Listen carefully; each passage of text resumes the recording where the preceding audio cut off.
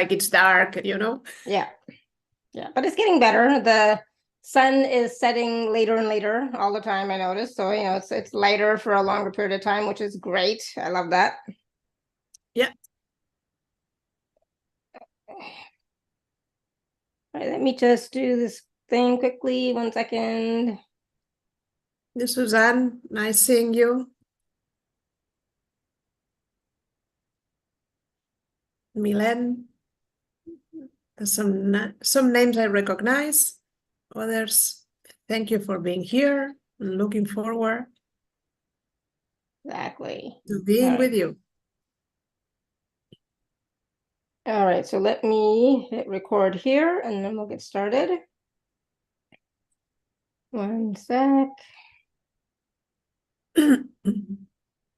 All right, hello everyone. Welcome to the Awaken to Happiness Now Global Series. Thank you so much for being here on this special day, Saturday. It's a different energy, different vibe. I love it. But thank you for being here. And if you're watching us live right now or on the replay, please do subscribe to the channel so you can watch all of the future live shows and the shows on demand with ease and get notifications for those shows. And it is my deepest wish, desire, and intention to bring forward for you these wonderful speakers who are sharing their wisdom, their experiences, their talents, their gifts, their healing, their activations, etc., so that we can all thrive and so that we can all live a more fulfilled and happy life. So yeah, all that and more. So please do join us on a regular basis to catch all the shows. We are still in the fairly, I guess, beginning of the season, right? Season 34. So I'm so glad that you're all here with us, watching live or on the replay. And today, my good friend Judith Costa is back with us, and we're going to be talking about how love is eternal. And we're going to be talking about soul contracts and soulmates. And so some of what we're going to discuss today is around what is a soulmate relationship. And Judith is going to share a personal story. We're going to talk about what can be holding you back from finding love, what is self-love, and why you need to love yourself to establish happy relationships. Are you repeating a pattern in your relationships and you don't know how to break it? We're going to talk about that. And why are you attracting unavailable partners or those who are not ready for a commitment or to commit yet? And how to attract your soulmate or the right relationship for you. What techniques can you use to find your soulmate? We're also going to be talking about past life regression therapy, the Akashic Records, coaching, astrology, and dream interpretation as tools to understand your relationships. And Judith will be taking some live caller questions and doing some mini readings as well today live on the show if you're here on Zoom. And for those of you who don't know Judith, she was here last season, I think, for the first time, and we just absolutely loved the conversation, the vibe, the energy, everything. So we definitely, invited her back. So Judith is a certified life and love coach, and with a master's degree in psychology and psychotherapy, based on her 15 years of research and experience on soulmates, she helps people to understand what a real soulmate connection is, how to improve self-love, and how to manifest the kind of relationship all of us want and deserve. She works with groups and individuals to help them overcome their inner blocks to love and to know themselves better. She uses different techniques such as coaching, past life regression therapy, astrology, the Akashic Records, and dream interpretation. And Judith has helped many individuals find their soulmates, and she believes that every one of us can find that kind of love, unconditional love. She found her soulmate, and more than one, and she is passionate about helping others search and find theirs. So please join me in welcoming Judith back to the show. Judith, so glad you're here. Welcome. Thank you so much for having me. And this is my favorite topic. Then I hope that everyone enjoys as much as I did during all this research and all these years with everything that happened to me in terms of love. Awesome. And, we'll talk about self-love as well, like we always do, but, soulmates, what they are, how to recognize soulmate, etc. And we will be taking live caller questions. So if you do have a question for Judith, you can raise your hand or you can type your question in the chat. We'll do that a little bit later. So let's start off, Judith, let's talk about what is a soulmate relationship. And if you could share your personal story, that would be awesome. And maybe I'll share a little bit of mine as well, because my soulmate, I also found my soulmate as well. So I totally know it's possible for all of us. That's wonderful. And yeah, I want to listen to your story as well. But I think it's easy if we explain stories, because there is a lot of confusion about soulmates. If you go into Google or listen, you will receive a lot of different information. Then, I don't know about you, but I'm a romantic. And I read a book of Brian Weiss called Only Love is Real, when he explains a story about two clients that he knows that they have a connection from past lives. But of course, for professional confidentiality, he cannot tell them. And when I read this book, it resonated with me, because I always thought that there is a special person out there. And I wanted to find this special person, but more important than that, I wanted to demonstrate myself that my husband at the time was this special person. Then I went into a quest, and I read every book. At that time, I was living in Spain. My English was quite basic, and I read every book I could about the topic. And I start accumulating tools that now I use to help others to find their soulmates, or to tell them if they are in a soulmate relationship. But what I found was that, yes, in fact, my husband, my ex-husband right now, and we were connected. But he was not what we call a soulmate relationship. He was more a karmic relationship.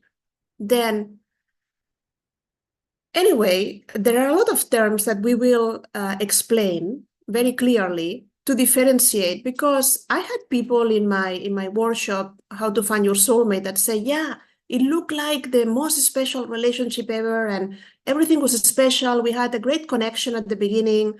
We were in sync, and then disaster. It's because between a karmic relationship and a soulmate relationship, the beginning may seem exactly the same. There is a soul recognition. You see this person, and you feel like there is something that connects you, that you feel at home. Your mind says, I don't know you, but your heart says, I'm so happy to meet with you again. Then it's confusing. And that's the reason why a lot of people get disappointed, because they felt that it's the most important relationship of their lives ever, and their challenges shows up. And it happened to me. I mean, the relationship was not perfect, but I really love my husband, and I tried everything to really kind of fix the relationship. But let me tell you that the beginning of the relationship was so special. We had telepathy. We were in sync. Sex was amazing, and it seemed that this will be the relationship forever. And then personality happens, and you realize that you are different, and things start like creating a gap between the two of us, until the point where you have to look for answers, because if you allow a relationship that is not working to continue being the relationship of your life, you get into trouble, because your soul is not going to be happy. Then I interview many people that found their soulmates, and not all of these people will tell you that it's a happy ending story, but all of them will tell you that the encounter with their soulmates, or with people that come from their past and enter in their present, transform their lives. Then the reason why, I tell that the title will be Love is Eternal and Soul Contracts and Soulmates is because I want to take you out of this concept of the romantic soulmate where you and I are going to be together forever. We have been together before and everything is going to be wonderful. No, usually a soulmate is someone that has the key of your heart and can open the door whenever he or she wants, and sit in your sofa and transform your life. And there is nothing that really needs to happen, because the agreement might be made before this incarnation. We all have soul contracts with other souls for different reasons. But it has been amazing all these years of research, personal research, and also talking with people and coaching people and doing this workshop on how to find your soulmate, where I discover so many things that are amazing about relationships and so much suffering that we all experience it in relationships, because a soulmate is your eternal partner. Is someone with whom you have a bond of unconditional love, someone with whom you have been in past lives, with whom you can be in this lifetime, and for sure, with whom you will be in a future lifetime. And this person will be there to help you be a better lover, not lover in terms of a partnership that is romantic, but it will help you to know how to love better and how to receive more love, how to learn what is this thing that we all want called love, but we really don't know what are we talking about. Does it make sense? Absolutely. And and that's one of the key points for me is that when I met my soulmate, my husband, that was the first time that I actually truly felt comfortable enough to love someone. So, in the past I had said the word I love you, blah, blah, blah, but I didn't truly love until I met this person. And it was because it was from his side, it was totally unconditional. There was he didn't want anything, and it was very easy and carefree, and there was no judgment whatsoever in our relationship. And just the way that we met even was like, I would say it was divinely inspired, because there's no way that it could have happened otherwise. It's just the way that things had played out. But just because you're in a soulmate relationship does not mean that everything is hunky-dory, easy peasy, without any challenges, as everybody knows. But the quality of the love is different than, because I had been married before. So the quality of the love is different. The feeling of being free without having to wear a mask of any sort, like I could just be myself without any worries or anything, or any expectations or anything. So that was one of the key points I found for myself in my relationship. Yeah. I like, I don't know if you have read the book of Michael Newton about the journey of the souls. Mm-hmm. He has a category that I use in my workshop because I feel it resonates with me. And he talks about that we have a primary soulmate with whom we usually establish a long-term relationship. It can be marriage, it can be a boyfriend, girlfriend, whatever it is, but it's usually a deep relationship. And then we have other kind of relationships where certain people enters in our lives because they have complementary qualities, they have the resources that we need, they have something that will help us move forward in our lives. And then we have people that cannot be really called like 100% a soulmate, but they belong to our soul family. And we have agreements, and these agreements are mobile. I mean, it's not that you and me are going to meet when I'm 25 years old and we are going to do this together. No, if this person is unavailable, another soul will take the place. All of this is a system that goes in constant movement. But soulmates or people from your soul family you cannot create them. They exist, they are connected with you because you have things in common.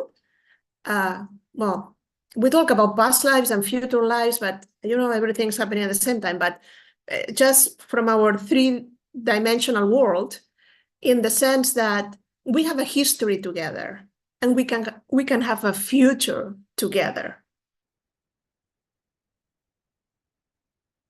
And our soul families journey together. Like my husband is my husband in this lifetime, but in a previous lifetime he was somebody else. I was somebody else. So our souls travel together on this journey to help and support, teach and learn together, each other, right? And so that's why the people that are closest to you in your family are people that you have had relationships with in the past, different relationships. And sometimes we meet somebody for a brief time maybe, and you're like, oh my God, I'm so connected to this person. I'm just like, I'm I feel such a deep, deep connection, but they might only be there to show you something about yourself or something you need to learn, and then be gone. So they're not always there for like a long time. It could just be a short period of time, but they're still part of your extended soul family, right? Yeah, let me give you an example, because sometimes we understand better when we sit. Let's suppose that I get fired today and I go to a bar. I'm upset. I got my stuff and I sit there. And suddenly I start talking with a stranger. And this stranger made me reframe the situation, empower me, made me realize that this is the best thing that happened in my life. I mean, I'm so upset and I feel fragile and vulnerable, and where the money is going to come from. But I always wanted to open my own company. And this person find me exactly the day that my life got transformed, and like push me just exactly when I needed to really create the next step of my life. Then these things happen because they are orchestrated. This is by divine order. This is the kind of agreements that we have with other people. And I can tell you many things. When I found my husband, because I tell you only half of the story, then my first boyfriend, I met him when I was 16 and a half. And I suffer a lot. I mean, what you know when you are 16 years old about love? No, you really are clueless. Then on my 18th birthday, it was the last time that we were together, and we had a pending conversation because we were going to college and he wasn't sure about coming back together, but yes, no, maybe, let me think about, I'll tell you something. Then my birthday is April 26th, and 1 month passed. And in order to kind of detach, I applied for a university far away from home. In Spain, this is not common.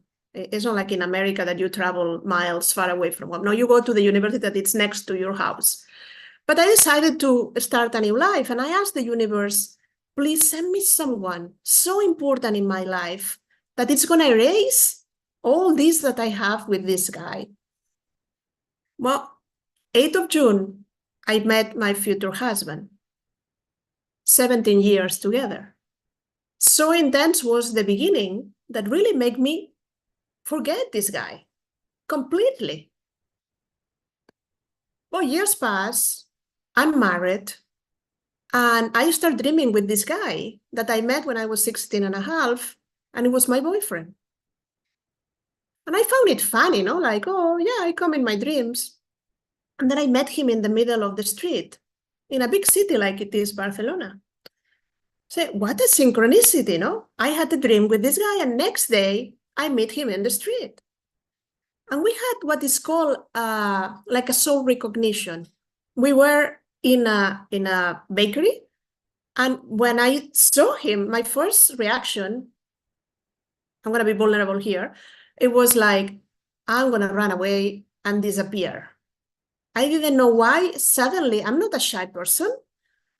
Suddenly, I felt like, I prefer not to say anything. And then I rationally, like, Judith, come on, say hello. He's not a stranger. And I approached, and it was like there was a parenthesis, and the world stopped. And it was only you and the other person. You cannot feel if it's seconds or minutes or what happened. And it was a silly conversation, no? How are you, or whatever it is, no? But it was so profound that for whatever reason, when I arrived home, I explained it to my husband because I was moved by that. And I told, you know what happened? I had a dream, and then I met this guy, and because they know each other. And my husband got really jealous. I said, but why? What's the problem? He may felt something in my energy that was saying that connection was important. I couldn't realize at that moment that this was happening, but someone from outside could see that there was an energy there that was strange. And this continued happening to me for some years, until I figured out that this soulmate was coming back into my life through my dreams to show me what was true love. to show me what I'm able to feel. And you were telling the same, no? When you discover this kind of love that soulmates share, the rest seems like too normal, no? And he was not the message. It was not about, okay, run away, get divorced, and go with him. He was the messenger of love. Then so important is the presence of a soulmate in your life that even when it's not present, it just enters in your life through dreams or here and there, can transform the way you see love. Oh my goodness, I totally agree. I mean, that happened with me as well, because I was married. And some of you have heard this, but you know, I had gone to see a movie with my daughter, and during one of the scenes in the movie, something hit my chest like powerfully. And I'm like, oh my God, that's what's missing from my life. That's what I want. You know, and it was like you could feel it. It was a physical feeling. And then it's like, that's what's, because I wasn't happy in my marriage. But that was my soul saying, there's still something else that you deserve. You deserve that type of love, that kind of love. And then shortly after that, I met somebody, and we had a short, not even a relationship, but it was a really strong connection. But again, that was showing me that it was possible for me to feel that kind of love, right? And then afterwards, I did meet my husband, and I remember one time I had, you know, the scene that touched me was that scene of the two people walking on the beach and just completely happy, at peace, like it was beautiful. And then I actually, you know, a couple of years later, me and my husband were walking on the beach, and it was like the same exact feeling. And I'm like, yes. So that was, you know, that was my soul calling out to me and saying, you know, this is what you deserve. This is what's missing. This is what love feels like, etc.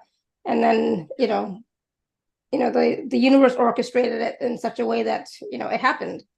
And so it was also about trusting that and going along with those feelings and those desires or whatever, because then I did end up separating from my husband, divorcing my husband, and everybody was against that. They're like, why? He's great. Everybody loved him. And but I'm like, I can't. So the whole world was against me when I separated from my husband and stuff. But I was like, my heart, my soul was saying, no, something else is waiting for you. So, you know, you got to sometimes follow that. Yeah, and you were brave. I have seen many people stuck in love and disappointed because they think that love is not there for them. And something that I want to really emphasize in this call is love is waiting for you. Love is everywhere. Love is available. Love is abundant. But you cannot confuse love with relationships. Human beings are limited, and we made mistakes and we hurt other people. And sometimes we don't love the way we could. Mm-hmm. We don't have the expertise. We have our own wounds. Then please kind of separate that if a relationship fails, love doesn't fail for you. Love is still there for you. And this is what connects the concept of love with the self-love. Like, love you first. If you want true love, you have to embody this love first. You have to be there for yourself, because this is one of the most important reasons why people cannot find true love. When I start teaching this workshop in New York, how to find your soulmate, I very soon I realized that teaching for 30 minutes about self-love in a one-day workshop, it was not good enough. And this was the reason why Fall in Love with Yourself, a one-day workshop on self-love, was created. Because if you don't love yourself, it's quite complicated to connect with this kind of love that we are describing. You may connect with people, and for sure you will date. But sometimes we kind of repeat patterns. I'm alone, I meet another person that is alone because we don't want to be alone. Or I'm a victim and you are the rescuer. and we kind of repeat this thing, or there is a pattern of abandonment, or there is a pattern of not forgiving others, or whatever it is, betrayal. There are many reasons. There is another author that I like so much that it's called Judith Costa. She had a couple of books that are connected with the topic that we are talking, because she described why the souls come back together again and again and again. And mostly it's because we have unfinished business. Then it's like the universe gives you the opportunity to meet the same person again, but to establish a different kind of relationship. Let's do it right this time. And sometimes people get together again, or they get married again and again fail in the same episode. And this is what was happening with my first husband. I mean, we love each other, and I still love each other. I saw him yesterday. I have a good relationship with him, but it's not resolved. And that's the good thing about soulmates. You have eternal opportunities to repair, to forgive, to start anew, to do it differently. And also, if you're judging yourself and who you are and judging your past relationships, how can you find a new relationship or find your soulmate to have that relationship with if there's so much judgment? Like if I was judging myself for failing in my marriage, or judging my husband, my ex-husband, for our relationship, well, then there's not room enough in my heart to allow somebody else to come in. Right? Yeah, and we are not perfect. I mean, let me tell you that if now I get married with the same person, with everything I know, I met him when I was 18. I divorced him after 17 years. Now I'm 50. Like, I'm not the same person. Then I'm sure that with what I know right now, the relationship will be different, because I was putting all the pressure on him to make me happy. I put my happiness in his pocket. And all the pressure, like, you have to make me happy. Like, you're my husband, no? Then you perform. And that's not true. I have to make myself happy. And the happiness that I have, the love that I have, then I'll share it with you, and we are double happy. But sometimes we are not prepared to do this. Yeah. And I did it twice. Then finally I got divorced. I moved to New York. I met my soulmate. We got married. And how funny that the two people that have been important in my life, they have the same sign and the same, you say rising in English, ascendant. Mm-hmm. Then I didn't have enough with the first 17 years that I got another dose for 9 more years. Then sometimes what it seems the word relationship from a human perspective is the exact relationship that you need right now. Because these two men in my life, they know how to love themselves very well. They are Leos, they are self-centered, they have clarity, total clarity. And I don't. Then when there is a soul contract, what happens is that sometimes you say, okay, I'm going to meet you and we're going to be together. And you're going to treat me this way because I need to learn how to love myself. And then we say, yeah, okay, this guy doesn't love me, and this is terrible, and he is not paying attention to me, and I have to get divorced because he doesn't love me enough. No, he is your best teacher for you to learn to love yourself, because he is not giving you what you need in order for you to create it. But you have to see your relationships from a higher perspective. Not everybody will tell you this. I mean, thanks God that I do past life regression, and I open the Akashic Records, and I can get all the answers, and I do comparison of charts, like in astrology. Then trying to do my own research, I accumulated tons of tools that are very helpful for me. But what it seems that is not working, it might be working for your soul growth. Mm-hmm. Yeah. And, that's a great way of looking at life and challenges and anything that's not working, is that whatever you are experiencing is there for your soul's growth. Absolutely. And I always think of it, it's a blessing. I mean, yes, it's a challenge, but there's a blessing in it. There's a gift in it. see the lesson, see the wisdom, accept that wisdom, and continue to grow and expand. And as you are willing to accept it and not be in resistance to it and reacting to it and rejecting it, you'll start to receive the insights and wisdom that you need to continue to grow, and then things can shift and change, right? Yeah, but some people get stuck. Yes. Especially in the topic of love. Because, you know, we have wounds, and we have wounds since we were 0 years old. Then from 0 to 7, you believe that everything that your authority figures, parents, grandparents, preachers, teachers, whatever it is, whatever they say is true. Mm-hmm. And if they told you you're a bad boy, or I'm not going to love you because you are a bad girl, then you start figuring out how this thing of love works. And you start connecting the dots that maybe love is conditional. Yeah. If I don't fit, they're not going to love me. If I am not a good girl, they're not going to love me. If I don't satisfy or please others, they're not going to love me. And we all are born with the desire to be seen, to be accepted, to be loved for who we are. And what happens? That we start changing. We stop being who we are, and we start being who others want us to be. Mm-hmm. And True. there is a point in the journey that we forget who we were. And we are just someone that is trying to please others to receive love. This happened to me, and I have seen tons of people in the same situation. Not my husbands, but many other people.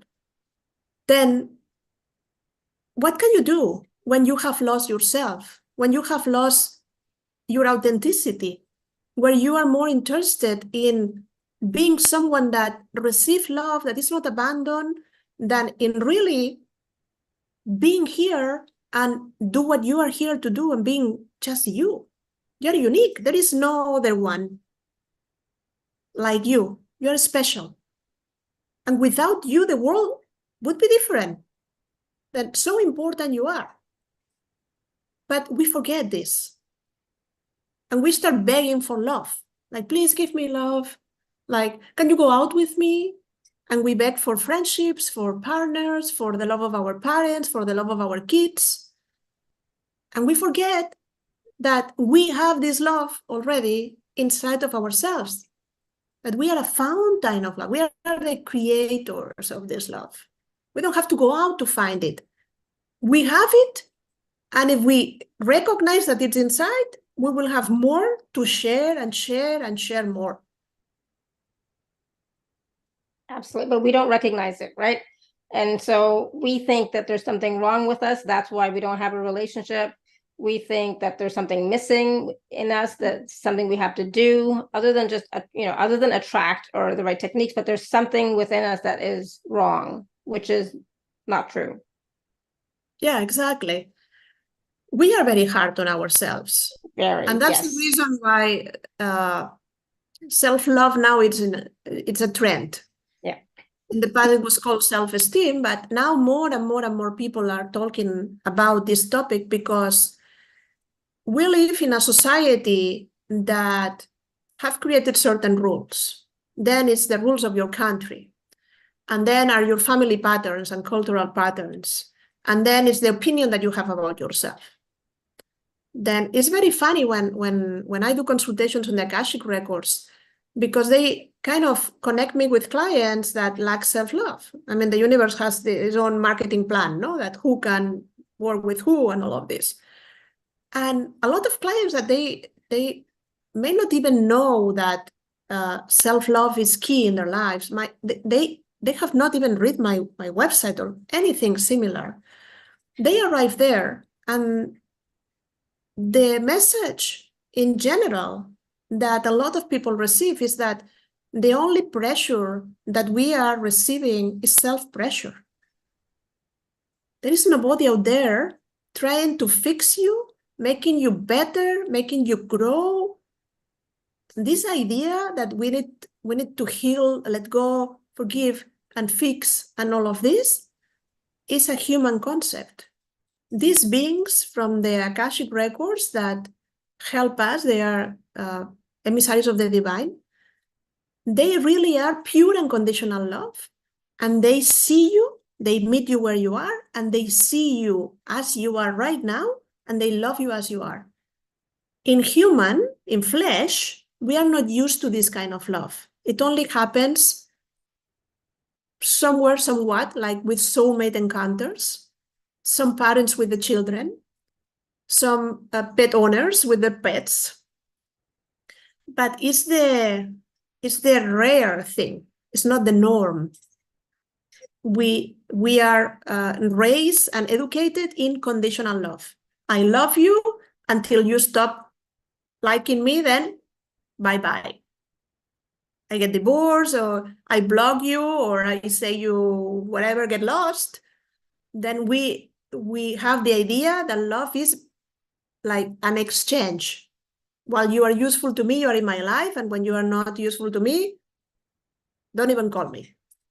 But love is something that you decide. It's a choice that you make.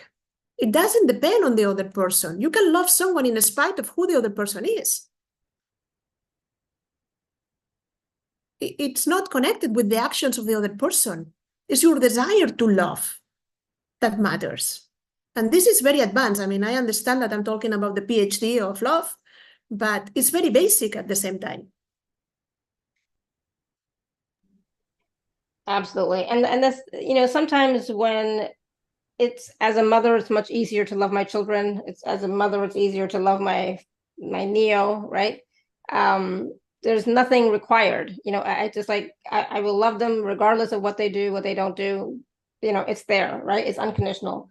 But it's hard in a relationship, for sure, right? So with siblings, with partners, it's definitely more conditional, because that's how we're taught, that's what we see everywhere, that's how we were raised even, right? So it's normal to have those feelings, but we can start to change that so that we can start to love ourselves and love the other person unconditionally as well. As difficult as it may be, we can start to know that that's possible.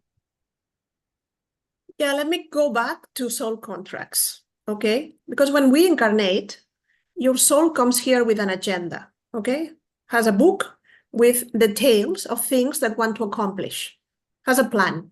But you forget the plan, but your soul has a system of guidance that it's going to take you wherever you have to go, meet with whomever you have to meet in order to get done whatever you plan. But because you are created with free will, you can, for example, I can meet my first husband, and instead of getting married, say, no, I'm not sure. I prefer to have a relationship with someone else. Then the universe will give you the opportunity to be together, and you choose. But there is something inside of you that says, yes, do it. Just do it. That's the soul trying to accomplish certain things. But what happened? That you are born in a family and you choose your parents. And if you choose your parents, you choose your siblings and the family and the lineage and the ancestors. Why you do that? Because relationships are laboratories of the spirit, where we learn how to love and how to be loved. Then usually families are not conscious parents that have everything resolved on their own and can love you unconditionally the way you are. No. Your parents have their own wounds. They do the best they can. And you cannot ask for more. They are trying their best. And if they knew better, they will do better. Then we have a lot of, we hold a lot of resentment. I have seen people stuck because my mother did that to me. And they say, how old are you? 46. And when this happened? When I was 6. Then in 40 years, you have not been able to forgive. You don't have a problem with your mother. You have a problem with yourself. Because what you are not forgiving is getting you attached to this situation that you consider that was terrible. And during 40 years, you have been there stuck because of your inability to let go, to disconnect, to move forward. Then we have families for these things to happen.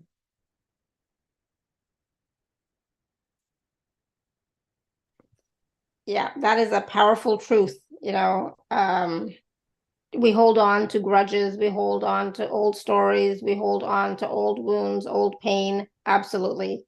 I was holding on to something for over 25 years, and it's like when I finally was able to let it go and release, it was like, God, why did I hold it on for so long? Because it was affecting me, nobody else. It was affecting me personally. It was affecting my life. Yeah, but nobody teaches us this. No, they don't. That's true. Yeah, I mean, I'm sorry, I'm very direct. I mean, I'm gonna tell the things with lots of love. I mean, I'm respectful. I'm talking from a professional point of view, but if I have to kick your ass, I will kick your ass with lots of love. But But the thing is, sometimes people hold on. They don't want to let go of certain situations or experiences because they want some sort of resolution. They want to closure. They want perfect. something. They want the other person to be different, to have acted differently, behaved differently, and they can't have that, right? Exactly. No, but let's talk about what forgiveness is, because we talk about forgiveness like it's a universal concept and everybody knows how to do it. No, nobody knows how to do it. And religion didn't help much, because the only thing I learned in my religious school is like, because you are a very nice person, you are a good person, you have to forgive the others. Or your parents that say, forgive your brother. And you don't want to forgive your brother, but you have to because your parents say so. I mean, that's not forgiveness. And True. from the perspective of the Ho'oponopono, this Hawaiian technique, or the Akashic Records, forgiveness is something that you do because of you, because you deserve to be able to set yourself free to move forward with your life. Yeah. Then it's not about the other person. You don't need the other person to forgive yourself or to forgive the other person. Then people, yes, they wait for 50 years for an apology. What a pity. Because if you don't get it, what? You lost 50 years of your life? Yeah, especially if the person has already passed, they're no longer living, you're not going to get the apology now. No, it doesn't matter, because you can talk with that people and you can resolve they are dead or alive. It doesn't matter, really. I mean, this thing, here or there, it doesn't matter. But the problem is that it's like if I have poison, and instead of the other person suffering for what he did, I take the poison. Mm-hmm. And I poison myself for all these years for something that the other person did. And the other person will have to resolve their issues and will pay, karmically speaking, for their actions. But you are not the judge. Something happened to you. Yes, it's right. And I acknowledge. And the fact that you forgive doesn't condone the facts, doesn't make them disappear. Forgiving is not saying everything was okay. Because you forgive, you don't have to allow this person to come back into your life. That's not forgiveness. That's what I was saying at the beginning, this religious concept of, okay, I'm a good person, come back here and I'm going to give you a hug. No, maybe you cannot give a hug to this person. But there are people that have forgiveness for the murderer of their children, and they go and visit them in prison. Then this thing exists, eh? I don't know, but I don't know if I could do that. I don't think I'm that enlightened, to be honest. Yeah, and the same with Ho'oponopono, that Karen is mentioning that in the chat. Ho'oponopono, it's a weird word because it's Hawaiian, but it comes from the concept. We have 4 words or sentences that when you say them together, they have a special vibration that change and shift situations. But let me explain the beginning, the essence of the Ho'oponopono, is that when you forgive, you don't look at the facts.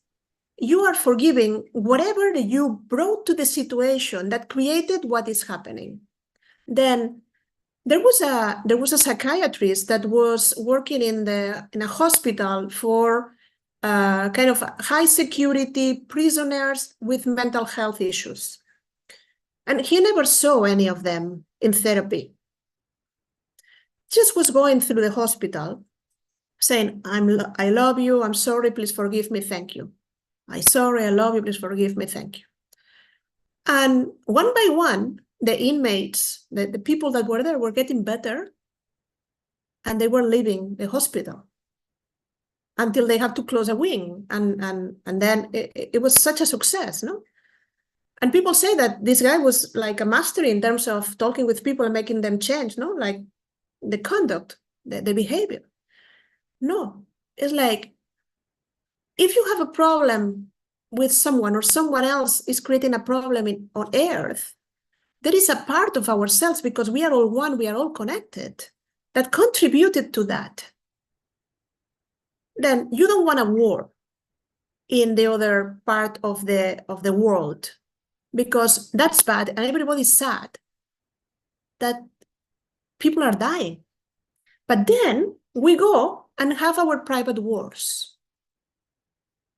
You go out, you scream at your children, you are mean with the doorman, you are angry at your colleagues, you are angry at traffic. Then how many wars do you start every day? But you don't see this. You see the big one. Then there is a part of you that is creating war energy. And because energy is energy and it's contagious, it becomes bigger and bigger and bigger. But it's easier to blame the leaders of the world than to say that the world is a disaster. No. See if you can put a little bit more love in the world. Don't complain, don't criticize, don't judge others. Just add more love. And you will see your life and those around you transformed. Absolutely. Definitely. That will definitely make a difference. I totally agree. So I know people are wanting to know about, there's questions in the chat and there's people with their hands raised, and they're wanting to know about how can they find their soulmate? How can they attract the right relationship if they don't already have one? And also, how do people know that they are loving themselves enough? Well, let's start with this one, because it's again a judgment. You don't have to be perfect and have a 100% self-love in order to find your soulmate. No. Work in progress is fine. No big deal about this. Tools and techniques. Let's say that there is a 3-step process that you can use, and it's very simple, because it will end with, if you want love, be love. But how you do that? Then I will say that you have to have clarity on what you desire. You have to know the what you want. And this applies to a soulmate, but it applies to a job, a house, or whatever other thing that you want to manifest in your life. The universe cannot help you if you are not clear. Then it's very different if I say, I want a red car, that if I say, I want a convertible Mercedes, is all white and with white leather inside. And it has an amazing sound. And I can open, because it's a convertible, and I just feel the sensation of the air on my hair. And it drives so easy. You know, it's like, and it has everything you want and more in a car. Then what do you think that gives more clarity to the universe to fulfill my desire? I want a red car or the other one? I think the other one, but then when you have clarity, the universe can start working on your desires. And you have to allow the universe to decide how is going to happen and when it's going to happen. There is something called divine timing, but you can press the accelerator or put the brakes. Why? Because the second step will be to believe that what you want can be yours. Then usually people with cars have clarity. They go to different shops and they know, they imagine if I want a car, it's just a car, it's an object, and I can buy it. No, it's an exchange. But when we talk about partners, say, yeah, but if the other person doesn't love me, if I'm not ready, if it's above my league, if it abandons me, if it cheats on me like the others, then we have a lot of things that we carry from the past. Then in order to fulfill the step number 2, you have to see what are the beliefs that are holding you back in order to go to step number 3, that is accept that this thing that you want is already happening in your life. Let me put you an example. If you go to your favorite restaurant, like Shefali, Lara, like, do you have a favorite restaurant?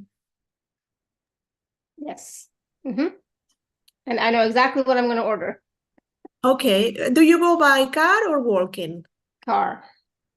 Okay. Then when you enter in the car, what are you thinking about the restaurant? You said that you already know what are you going to order. What are you going to order?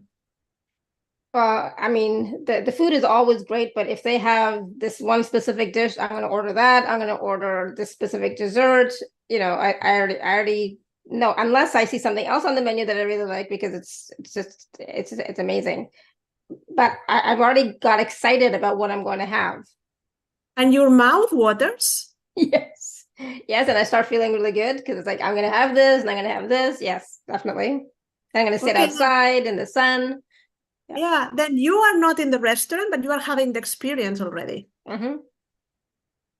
Yeah. This is what happens. But for a lot of people, they have a list of bads, like 20 bads at least.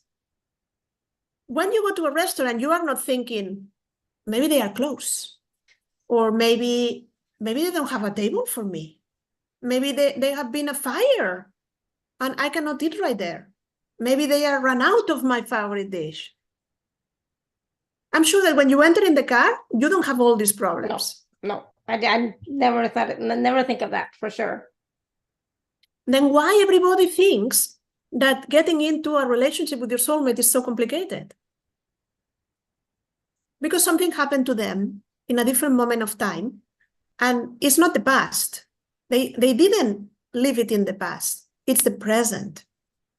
It's holding you back right here, right now. And it doesn't matter if it happened 20 lifetimes ago or in the last relationship that you had. It doesn't matter because it's affecting you right now.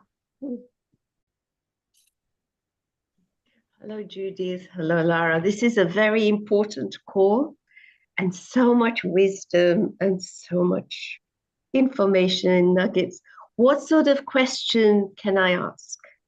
I'd love some clarity on that first, please. Ask whatever you want. From the perspective of the Akashic Records, the more heartfelt is your question, the more you are going to receive. You've shared so much wisdom. So today, I was in we were not in a nice sort of relationship, and my ex-husband was gay, so betrayal, etc. He's passed away. But today I was thinking, like, I offered him thanks, gratitude. Why? I had an amazing life with him, a 7-star life, Concord, etc. And today I put in the chat in the gratitude. So I had total colectomy about 20 years ago. I just want to make it very short. And I had it in the, he had a lot of money, so I was grateful for that. I had it in the best hospital in London, and recently Kate, Princess of Wales, in the same hospital, has had similar. So today I was saying, thank you that at the time when I needed this procedure, he had the money, and I got divorced and he lost his money, etc. But so, yeah, a lot of hurt, pain, and so much wisdom in what you're saying. How can I've learned the lessons of life. I feel ready to find my next partner. Obviously, offering a lot of gratitude today. So that's where I'm coming from. Yes. Because I'm getting not an answer, I'm getting a question for you. What are you afraid of in terms of love? Yes, you've said that. Again, I don't have, I have a lot of scars on my tummy. So, yeah, a lot of, not good enough. So, Yeah, what I'm receiving is that you are afraid to love. Then you consciously want to have love in your life very yes. strongly. Yes. And completely and totally, and you will swear that 100% that you want it. Yes. But there is another part of you that says, a lot of fear. yeah, I'm not ready. I'm not Yes. ready, but yes. The fear comes from the sensation that you are going to experience the same way. Again, sorry. Yes. Because when we have a kind of a relationship, we tend to think that the next partner is going to be the same. Then we get afraid that if someone breaks our heart, it's going to happen.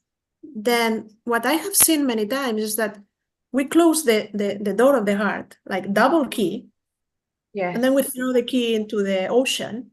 We forget that. Then we say, I want to go in a relationship, but there is no entrance here. It's closed, but totally closed. Why? Yeah. Because of the fear that you are describing. But what they want, the masters of the Akashic Records share with you is to open your mind to think that this kind of love that we have been describing today Yes. exists and is waiting for you. No, thank you, because I have been in relationship, but again, it's again, like you said, a soulmate, couple of times bump into each other, but then not really becoming like a permanent relationship. So, like you said, with your first boyfriend sort of thing, so things like that. And similarity, I was in a relationship or a friendship, whatever, when I was 17, like you. And it didn't materialize in a marriage because my parents didn't let me marry the man that I wanted. So I was forced in this other one. But thank you. No, you're welcome. But again, love is not scary. We make it scary. We made it difficult, we made it complicated because of relationships. Then remember that no matter what had happened in your relationships, in all your life, love is not a relationship. Love is not a feeling. Love is a state of being that you can embody. And when you have it, you don't need it coming from others. Absolutely. You can share it. Then for all of you that are here looking for a partner, focus on embodying the love that you want. And love will show up at your doorstep. You will be a magnet for love. Absolutely. I have to be ready.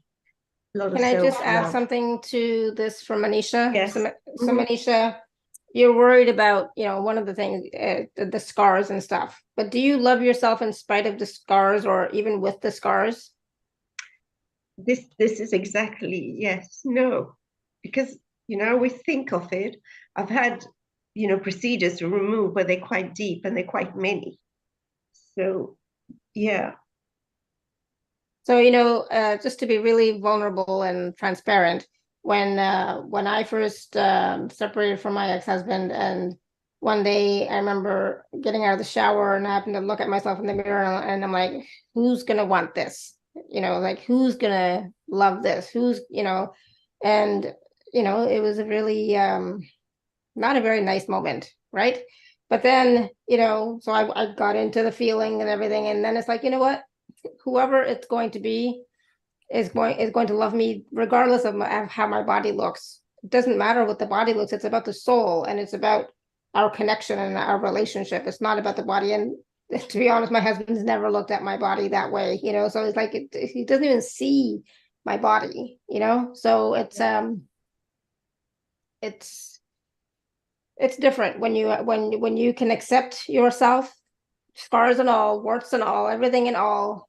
Then your heart will open up a little bit more and you'll be able to receive the love from somebody else. But first you have to receive the love from yourself. Absolutely. Thank you so much, Alara. Thank you, Judith.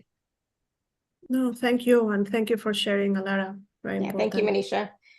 All right, we're going to go to Nancy. Nancy, you want to unmute yourself? Is Nancy still, Nancy's still here, but is Nancy around? Can you unmute? If not, we're going to go to Tamara. Hello. Hi. How are you, beautiful Shefali? And oh, I'm sorry. Where am I at here? Okay. Wonderful. Welcome. What question do you have for Judith? Well, I appreciate Manisha and her sharing there. It's, there's certainly a lot of things there for me. Mostly, I've never married. Part of the background of stuff is my mom left, my dad remarried. I was actually jealous of my father and his relationship, and I know that that's why my stepmother came into the picture to help me with the jealousy. I've had 2 relationships. There is and has been a very, very strong desire to partner, and I'm going to be extremely vulnerable, raw, and real here, is I've had a gambling issue, and that I am aware of is a huge block in opening up to a partner, is just, the shame about what I've done with my money and stuff. So yeah, just maybe more insights into that, because I truly do, it's now 64 rotations around the sun, and I would love that companionship, that partnership to share with. For the most part, I've been a lone wolf. All right, let's see what Judith and the Akashic Records have to say. No, you said many things. Then I didn't want to interrupt you and be respectful, but let me see if I remember everything I was receiving at the same time. Okay. When you mentioned your father, let's just start there. Yes. Your father and you had a deep bond for many lifetimes. And Yes. the image that they show me with your father is that he was your lover. You had many man-woman relationship, father, daughter, husband, wife, but there was a deeper bond, and many of the things that you felt in this lifetime were residues of other lifetimes where things were not resolved. Oh. And this is like a pattern where you are still waiting that your father love you the way you want. Yes. And this puts a lot of pressure on other potential candidates, because even though you say you want a partner, you wanted the partner that couldn't have, because in this lifetime, this relationship was not allowed. It was a different lifetime. It was a different relationship. It was a different issue. But sometimes we get all stuck from things that happened in the past. Yes. Then I know it's confusing, but I hope it makes sense for you, Tamara. Absolutely, it does. Yes. Then if we continue with this, then you start acting in life in a way that you go through life trying to find what you felt that it's missing, but not authentically establishing a new partnership, trying to reproduce something that you miss. And this doesn't work. And time passes, and there is a moment where we all get disappointed if we have to wait so much for something that is so important in our lives, no? Yeah. And then you kind of give up a little bit. Yes. And there are other troubles, other things, no? Like Manisha was saying, that my body is not the way it should be, or whatever it is that happens in our lives that gets even more complicated because we desire love, but we don't feel ready, or we don't feel worthy, or we don't feel that we deserve it. Yes. And then even if the soulmate can go and knock at your door and say, Tamara, I'm here, you will say, oh no, I'm not ready. I'm sorry, come back tomorrow. Yes. Then we want love and we reject love at the same time. Yes. Does it make sense? Absolutely, everything does. Yes. Then the suggestion that they have for you is similar to Manisha. Really be honest with yourself, but be very kind and compassionate with yourself, and sit and look into the reasons that you believe that look into the reasons that you believe that hold you back. What happened in your life? If you establish a friendship or a short relationship, what you complained about? What is missing? Because when we make the unconscious conscious, we can do something about it. We can heal it. Then when you reflect, when you ask the universe, help me, answers come. And you don't have to do a private session with me. I mean, you can in the special offer, but there are a lot of things that you can do on your own. But when you look into your life, and this is for everyone here, including me, don't be hard on yourself. Just be kind, be understanding. We are not here to be perfect.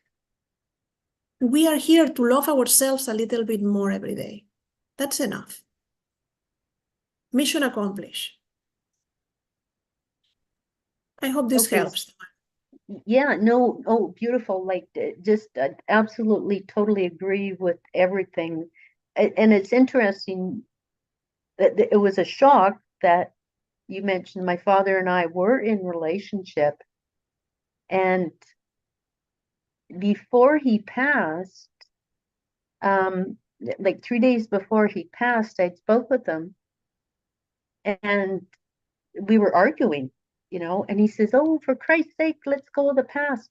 Now, I keep seeing the number 913 on the clock, and it is associated with the home address that I grew up with, and I know it's the energy of my father. So this is just further confirmation, I guess, that there is that forgiveness needed. Is that correct?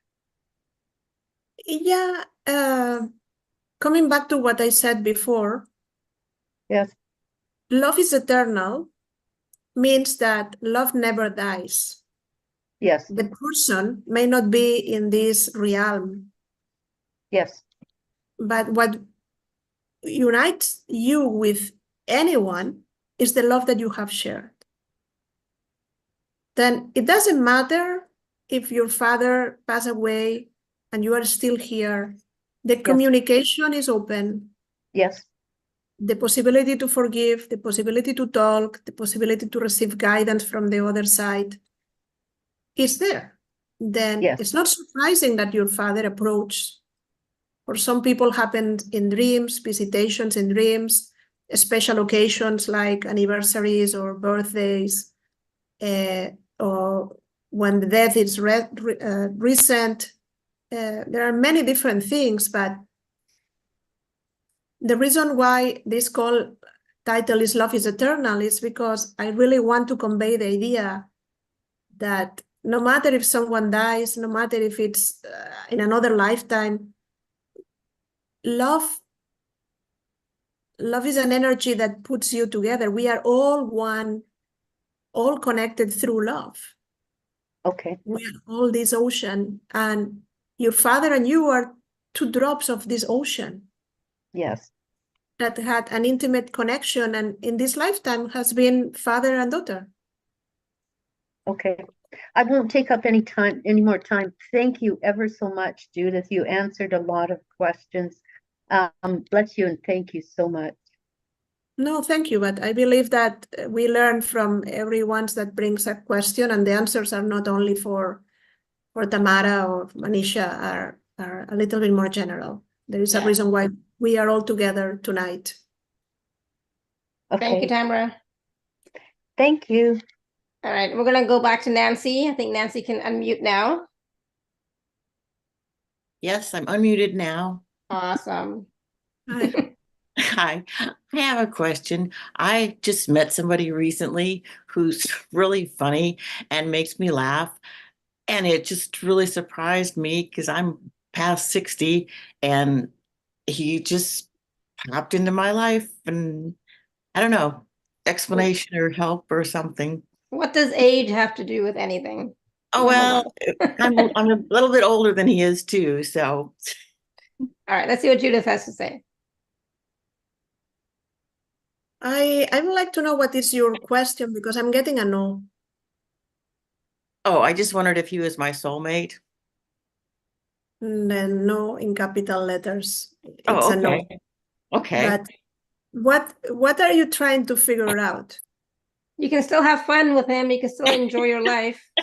There you go. I don't know. I was just figuring that out, trying to,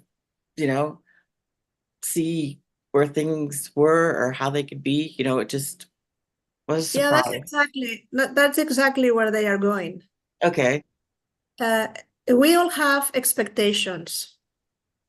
Then we enter in a relationship and we already have figured out next steps and where it's going to go in. It's going to end in marriage, and we're going to have 2 kids. Well, maybe kids now because I'm older, but and we're going to move to this place and that place, and everything is going to be perfect forever.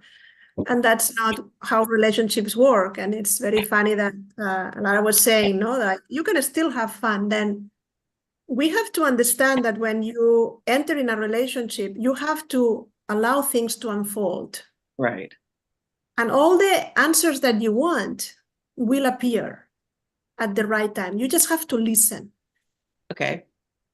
Then I have a lot of Indian clients, not only because my ex-husband is American, but Indian. But because I had a client that recommended me to many Indian clients. And they are totally different than Europeans and than Americans. But one of the things that happens that is related with your question, Nancy, is that they put a lot of effort in the weddings. A wedding is something very, very important in India, and it involves the whole family. It's not a private thing between the groom and the bride. Then I had many sessions with people with a list of candidates asking about every person. Jesus. And it was really surprising for me to channel the Akashic Records to say, okay, Andre has these qualities, this is going to happen, this is not going to happen, but no, it's not one for you. And then Robert, forget it. I mean, it's going to end fast, and Mm-hmm. Then yes, of course we can ask about the future to the Akashic Records, and they will tell you whatever it's available for you to know at the moment. But for you, the answer is just be there. Okay. And see where this takes you. And forget putting a label. If it's a karmic relationship, if it's a soulmate relationship, if it's a no relationship, it doesn't matter.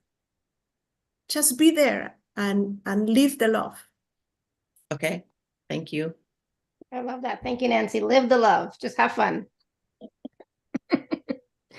All right, we're going to go to Sulis. You want to unmute yourself, Sulis? Yes, hi, Alara. Thank you. Hi, Judith. Hi. I'm calling from Germany, not far from Anna. Sorry, my microphone is somehow. It's okay. We Can can you kind of hear you. can Yeah. you hear me? Yes, yes. Okay. Yeah. I got divorced in 17 years after I got married, and few months later I met my partner now, and it's been 7 years now. He's very kind, and we love each other so much. It's about myself actually. I wonder if I am still keeping grudges or traumas from my last relationships, because Yes, you do. okay. You can go on, or Yeah, you'll continue. because I can Whatever feel it as well.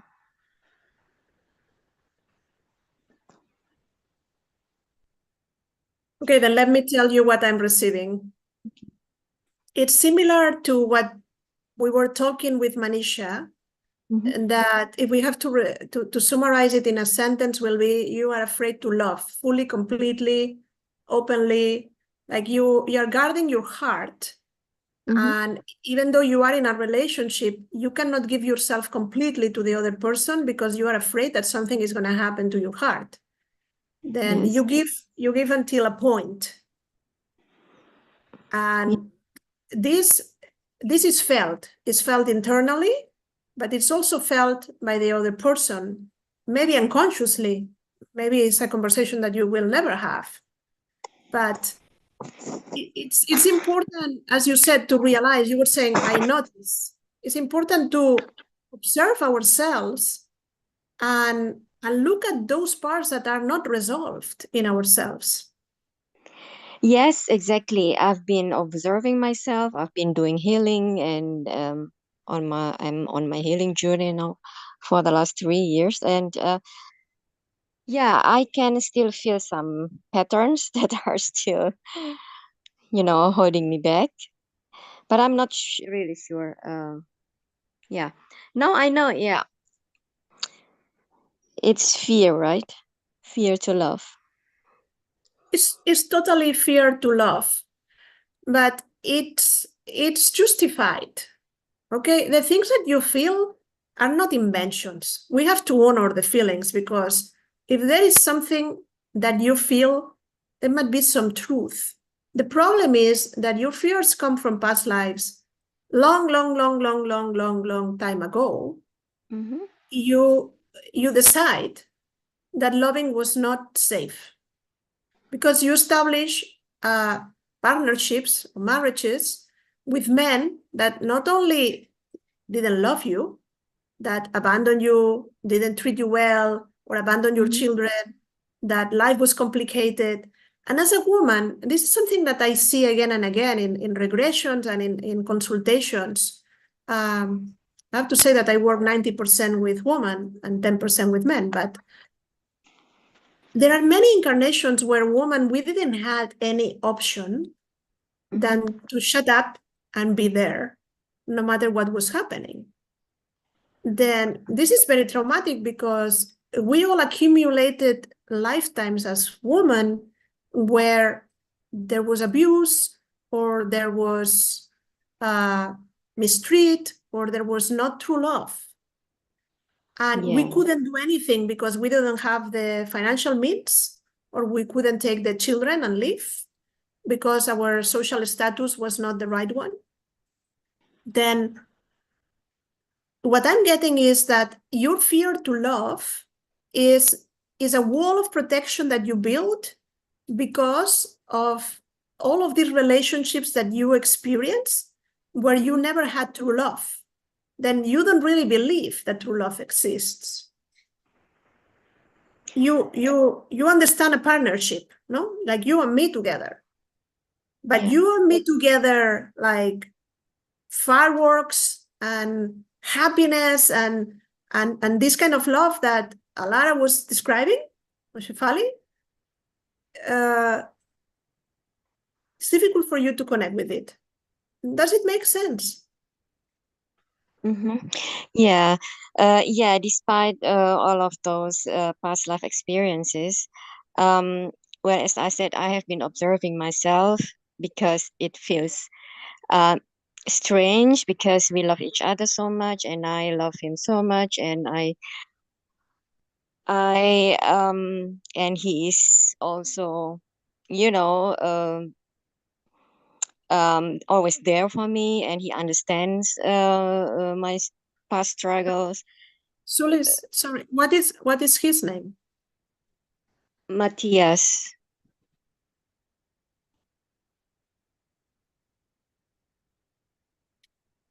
Well, the connection is based exactly in what you are describing. He's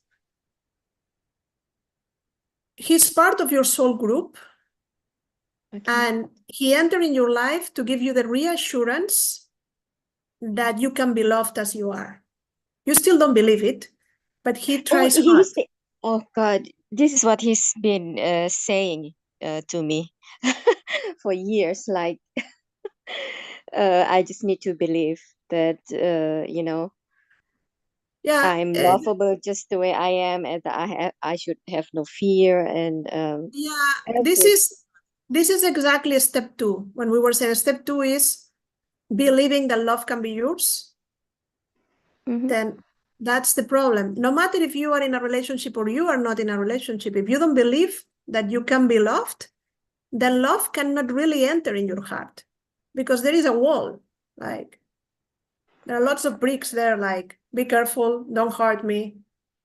Then if you put a wall, you cannot receive love, but you cannot give love also because there is something in the middle.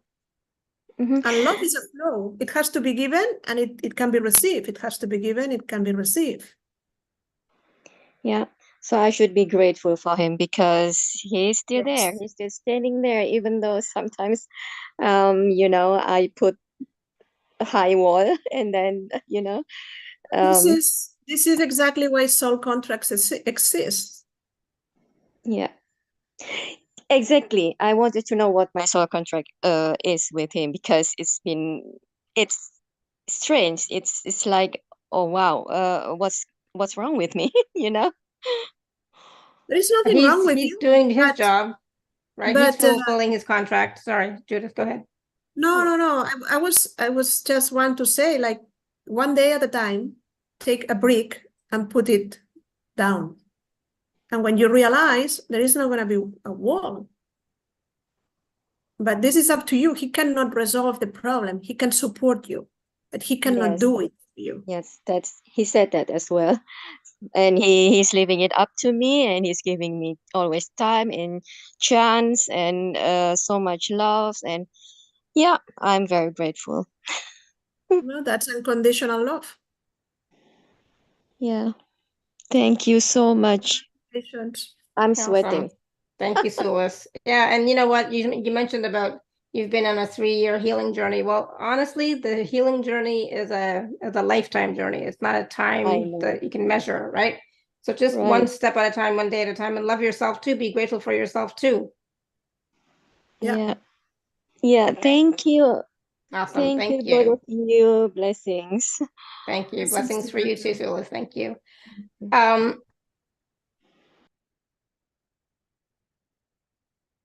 You are muted.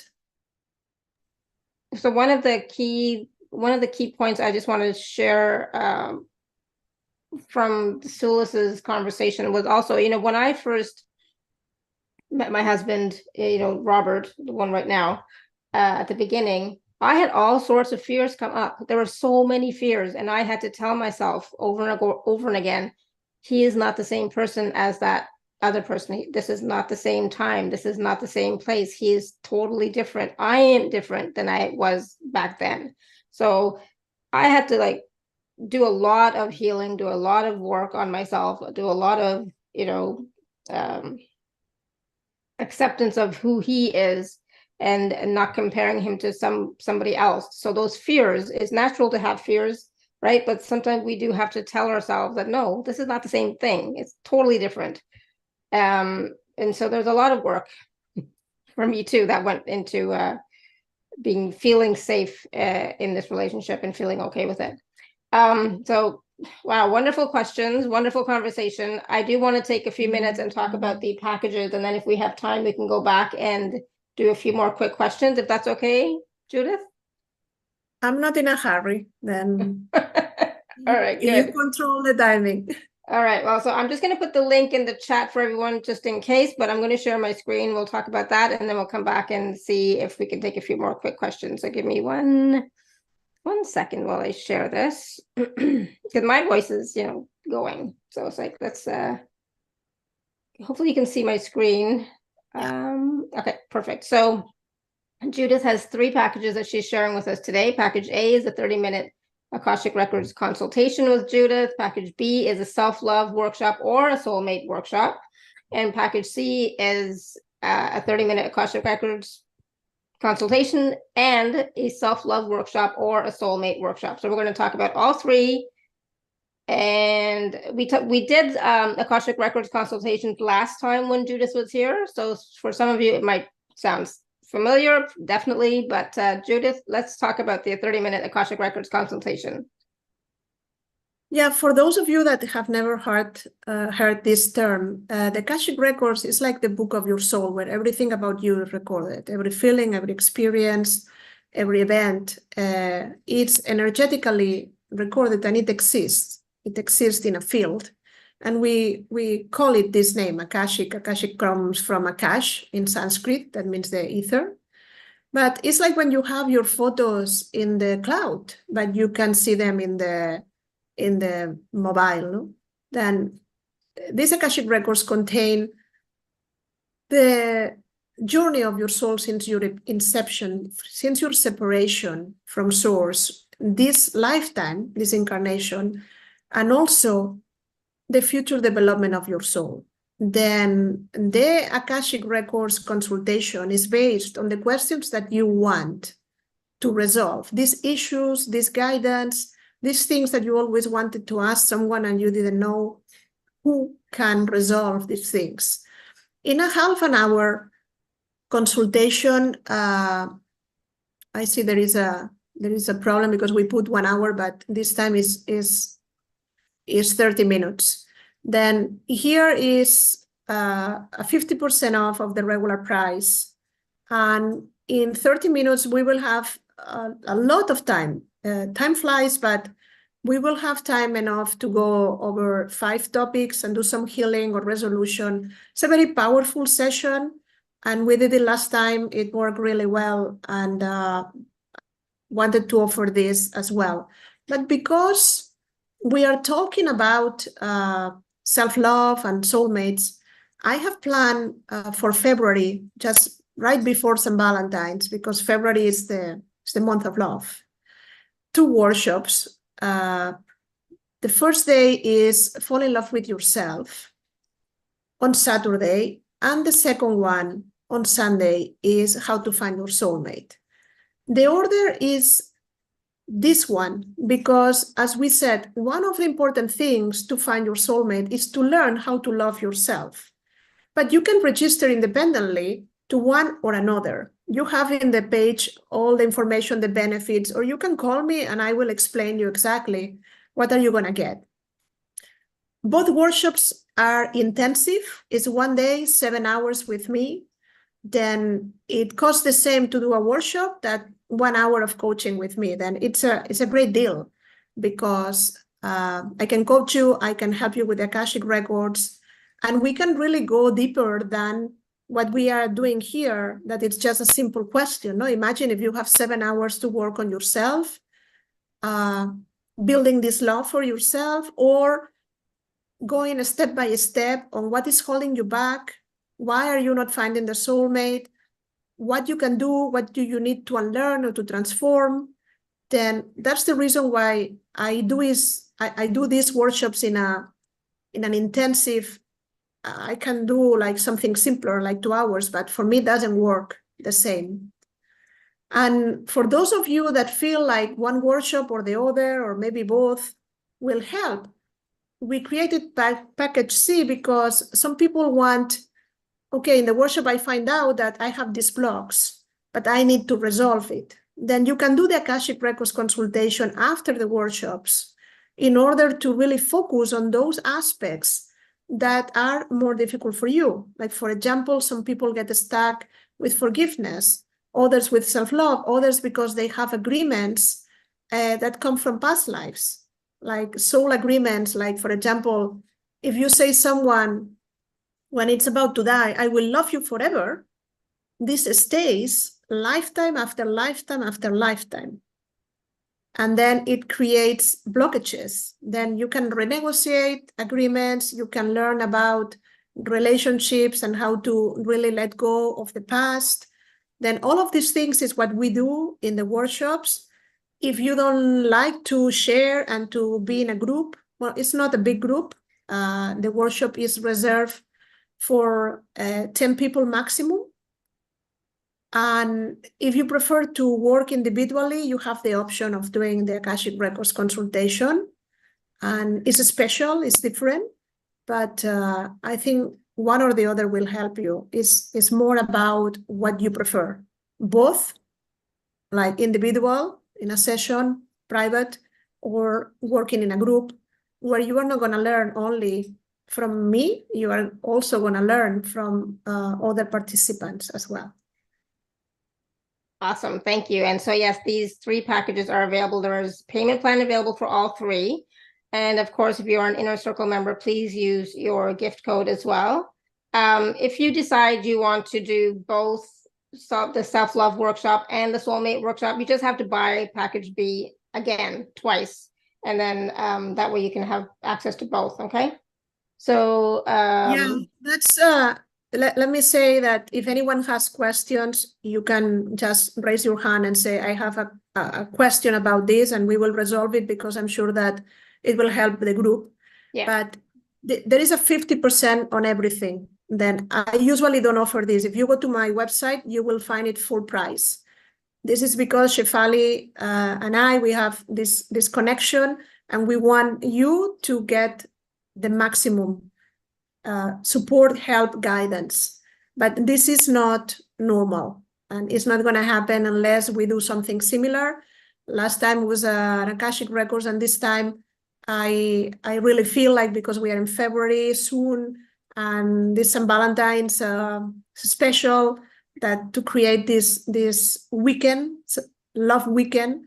And if you want to like get advantage of this, I can say that the moment is now, because I'm not sure if this is gonna happen again at this price. I mean, yeah, thank you. And you know, the self-love workshop and the soulmate workshop, it is about, first of all, loving yourself. It's always about loving yourself first, loving yourself, accepting yourself. And you know, the workshop is a way to nurture that self-love and nurture yourself, and go deeper within to truly accept yourself, love yourself, and say, yes, I'm ready to have my heart be opened, and I'm ready to have somebody come into my life, if you don't already have one, a relationship. So yes, if anybody has any questions about the packages, raise your hand or type your question in the chat. All right, let me just see if there's some questions, comments in the chat. So I think we can take a few more quick questions. let's do that. All right, let's do. And I know there were some questions in the chat, so I just want to quickly go, because otherwise people are going to say I don't answer the questions in the chat. I know sometimes it's hard to go back and find them, so I probably have missed something. I know Sunita was asking the question, what if you have the feeling that your soulmate lover who died was the one? One, yes. Still asking for the best man in your life. Yeah, there's more than one. There's not just one, but go ahead. Yeah, Judith. soulmates is plural. We have more than one. And you don't have to find a needle in the haystack. I mean, no, there are plenty of opportunities of a different kind. And you're lucky, because if you find one, I found many, because again, I'm Taurus, I'm very persistent and very stubborn. Then when I really decide to do something, and I start this as a joke, I told you I read that book, and I went into a quest to demonstrate myself that my husband was my soulmate, and no surprise. And it's like the Pandora box open, and I continue reading, and I continue interviewing people and teaching and learning from others. Then this is a fascinating world, but I can promise that love is not personified in one person. Yeah. It's abundant. So Chris is asking the question, my last relationship of 6 years was very challenging and ended dramatically. I still have a love-hate feeling for him. Yeah. Can you read what I was supposed to learn from him? Yeah, my first relationship was a hate relationship, so I totally get it. But I'm sure there was some love in there somewhere from my side, anyways. Yeah, Can you read? I need to know the name of the person and the name of the husband. So Chris is the name of the person, and what was she supposed to learn from the Mac. relationship with the man or whatever? Mac. Okay. Mm-hmm.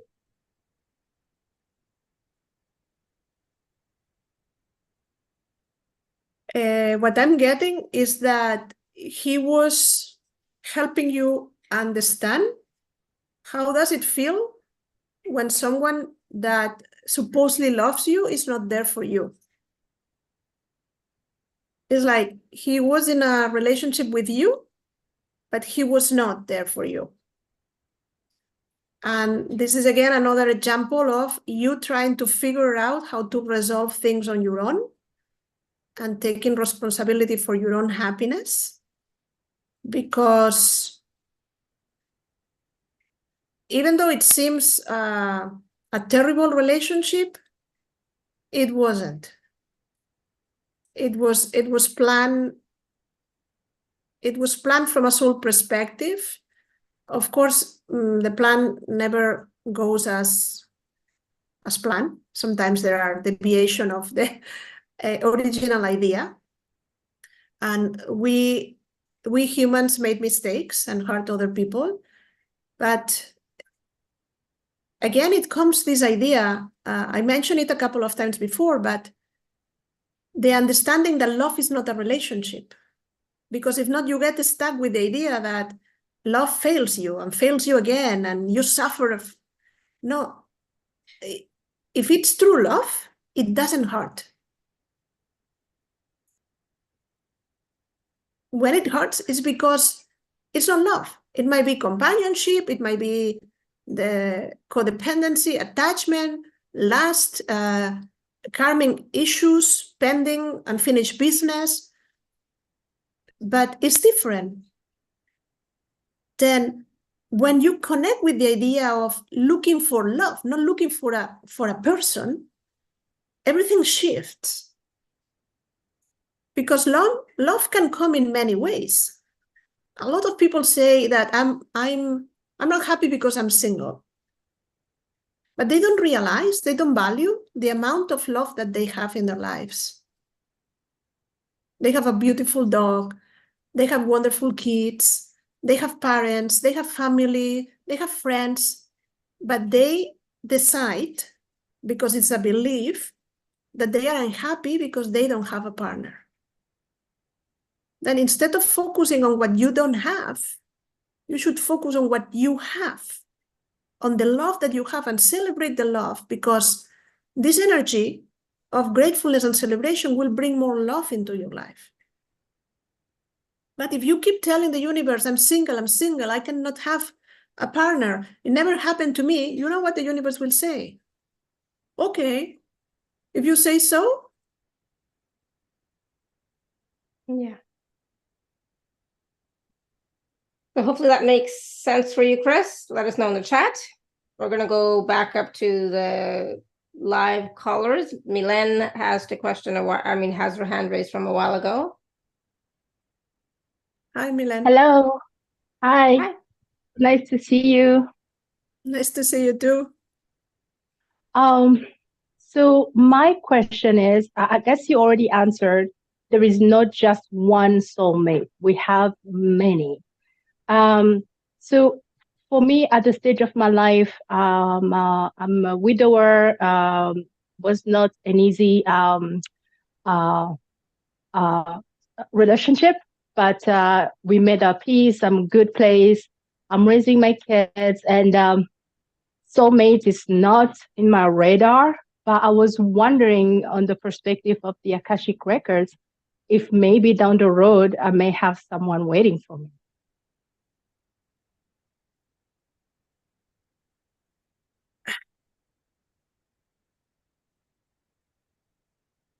I'm asking for the right words because they really want to kick your ass.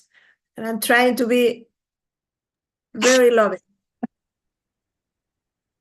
It totally depends on you. Because in the way you ask the question, you gave yourself the answer. You said that you want to control love. You said, not right now. Right now it's not convenient.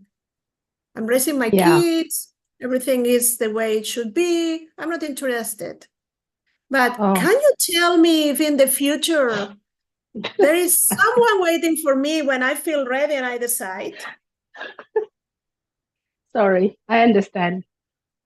No need to say sorry. It's that they wanted to be a little bit funny, but you are already planning the whole scenario. Then you have two options. You let go of your plan and you allow love to pick the right timing to show up in your life. You trust that love will come when you are ready, and that's all you need to know. Or you really continue with your planning, and then when you feel ready, you will ask. Yeah, that is true. Thank you. Thank you so much. You're welcome. Thank you, Milan. I love that question and the answer. All right, Kathy, you want to unmute yourself, Kathy? Hi. Hi, Kathy. Welcome back. Good to see you. Thank you. I missed you. I don't know how you blocked me or what happened, but I'm glad you're back. I don't know either, but I came in on the tail end of this, and I guess the only question that I would have would be more about me and loving myself, because I'm having such problems with my eyes, and I'm going to see a cornea specialist, and I'm thinking, is it me? Am I, what's going on with me? What's the Akashic Records say? What am I doing? Am I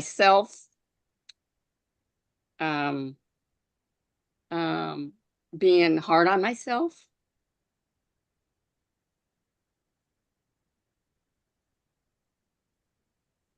You have been very strict with yourself, but it's not only yours. This comes from a genetic and ancestral lineage. Your mother, the mother of your mother, and the mother of the mother of your mother have very strong beliefs about what a mother, a wife, a daughter should be. And this has been like inherited through the lineage and through the education. But it has created also unhappiness because there was no room for authenticity. You had to be a good girl. You have to be nice. You have to be like the way the adults told you to be. And this is learned, but when it's learned, then it's embodied, and then you perform the role. And you are one of the last ones to carry this energy because you have realized that this is not working. That's true, because I do not want to put this onto my children and my daughters. I have two daughters. So I don't know if it's that I'm not going to allow it to go on, or if it's just done. If it's just done for our group for our family. Nothing is so strict, and Shefali mentioned it very wisely, that the journey, the self-healing journey is eternal. Is all your lifetimes, every time, from zero to the moment of death, and it continues. Then they keep saying, like, you are one of the last ones to carry this energy, because you have done a lot of work to realize that this doesn't happen. And the problem with your eyes is related with a reality that you don't want to see. Yeah. Okay. Then it's like, if I don't like what I have in front of me, then there is fog, and I don't have to see it very clearly, and I can forget a little bit. Okay. Then if it resonates with you, go inside and you can have a conversation with your eyes. Okay. And ask this part of your body with love, what do you need from me? How can I help you? Okay. Well, thank you. And Alara, I'll see you again next time. Thank you. Awesome. And Thank you, Judith. Kathy. Thank you. Love to you both. Thank you. See you next time. All right. All right, we're going to go to Sarah and then Linda. Sarah, you want to unmute yourself if you're there? I am here. Well, I may buy a session with you because I have some questions about previous relationships, but I'm just going to ask about the one right now, which is very sweet, very pleasant, but more of a housemate than a partner. There is affection, but no intimacy. And that's mostly because of him, and I won't go into the reasons, but also partially because I had this accident. We had to stop sleeping in the same bed. So I have often said to people, don't let the good, the excellent, the first choice be the enemy of the good. And it's a very nice relationship. I don't feel like he takes me into account enough. I'll be surprised sometimes with stuff that happens. And if I don't know if a deep love relationship is out there for me karmically, or, do we have free will? Really? Is there one out there, or just not? Lots of questions, Judith. Okay. Yeah. Pick one. The real Pick question here is, if I want a relationship with really deep, resounding love, do I have to end this one to make room for it? Or can it just go on and someone else might come in? She wants to have her cake and eat it too. No, I want to know whether to end this relationship in order to look for something different, or just be. And the answer is similar to Milen. The Akashic Records are not here to tell you what to do. They don't offer this kind of guidance. What they can tell you is the pros and the cons and all the different options. What is the name of the partner with whom you are right now? David? Yes. Then they can explain you what happens with David. But your question is very pertinent, but the problem is it cannot be answered by them. It has to be answered by you, because if David still occupies a space in your heart, there is no room for a new person. And if you are with David, but you are not really with David because you have a lot of space in your heart for a new person, then why are you still with David? Because it's pleasant enough and not terrible, and companionship, but not real love. Yeah, but that's exactly what we were describing when we were talking about the steps, no? In the step number one, that it will be define what you want. You have to really define the kind of relationship that you want. Then there is something that happens. Like if I really want a white Mercedes convertible, but I have a Fiat 500 that is not convertible, then there is a gap between what I have and what I want. Then in order to move from my 500 to the white Mercedes with leather convertible, I have to close the gap. And how do I close the gap? When I start thinking in buying the Mercedes and I go to the dealer and I ask for the price, say, oh God, I'm not sure if I can pay the monthly installments. Then what I'm gonna do? This is what I want, but I cannot afford it. And then all these problems, all these lists of bads. Yeah, I want the Mercedes and I trust the universe, but I cannot pay it. But it's too much for me. But what the neighbors are gonna say, and what I'm gonna do with my Fiat 500? I will have to sell it because I don't have parking spots. Then I start adding problems, kind of sabotage the plan of getting what I really want. Then I decide at the end that it's better just to stay with my Fiat 500 because Mercedes is very nice, but going there is going to create me a lot of trouble. Yeah, I just stay where I am because I already have a car with a companionship. Then sometimes we have to detach from something that it's comfortable. And I'm not saying that they are saying that this is the case, Sarah? But sometimes we just have to be clear and be honest with ourselves and go after what we want and not entertain ourselves with something that is not exactly or doesn't look like, but at least it's something, but it's not what I really, really, really want. And I can tell you because I have been there with my first husband, whom I love dearly, and I still do, even though I got divorced from him. It took me years to have the courage to break this pattern of with you, without you, the attachment. It was all my life. I met him when I was after my 18th birthday. All I knew was him. And it has to appear, this soulmate, into my life and show up into my dreams. Because we both were married, and I'm a person that I'm loyal. I mean, even if Brad Pitt comes in front of me, I will say, no, I'm sorry, I'm married.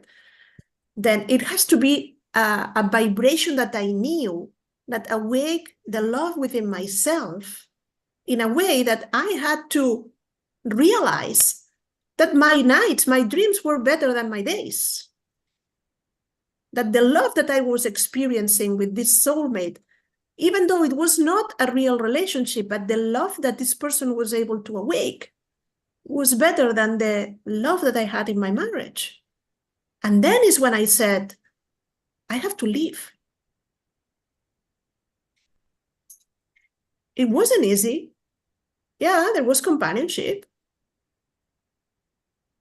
But I was going after a soulmate. I knew what a soulmate was, and I wanted this kind of love. Then, in my version, I had to leave what I had to find true love. Then you will have to decide what works for you. Okay. Well, I'm not going to take any more time. And my question kind of gets down to, what soul agreements do I have? And that. Anyway, I said I didn't want to take any more time, so I won't. Thank you very much. Thank you, Sarah. Thank you, Sarah. We'll talk.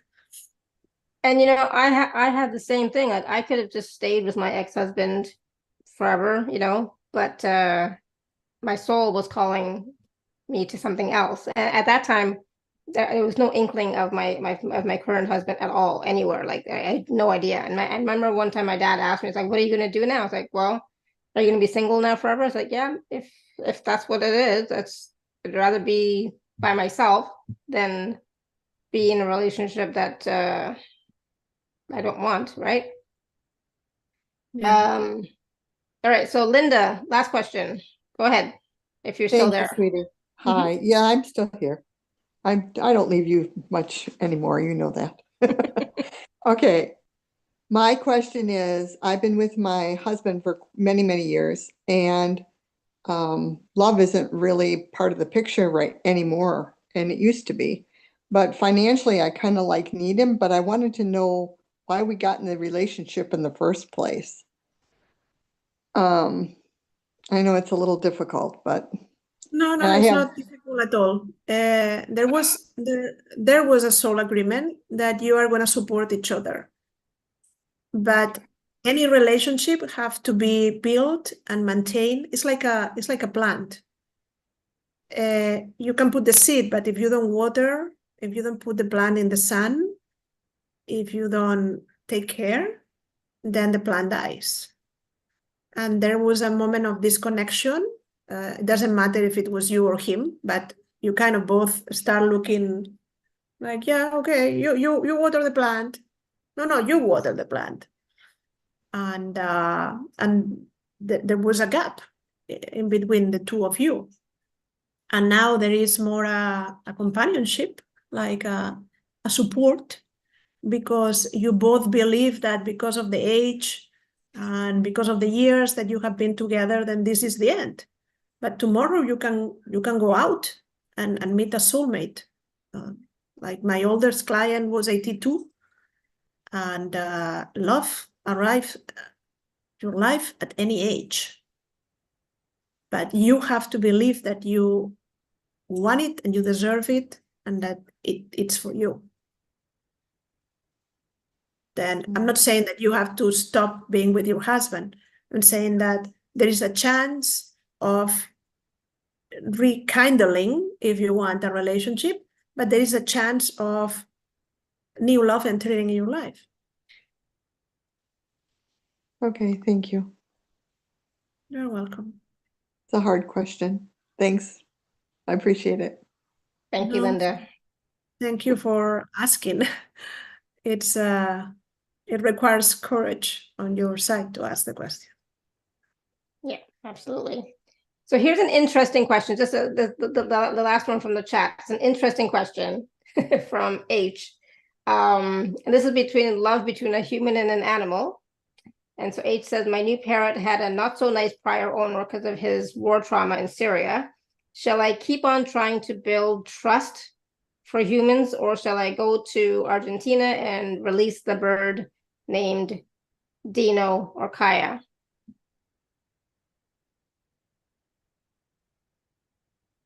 I'm not sure if I understood the question. Can you repeat again, please? Yeah. So it's I guess they have a parrot, right?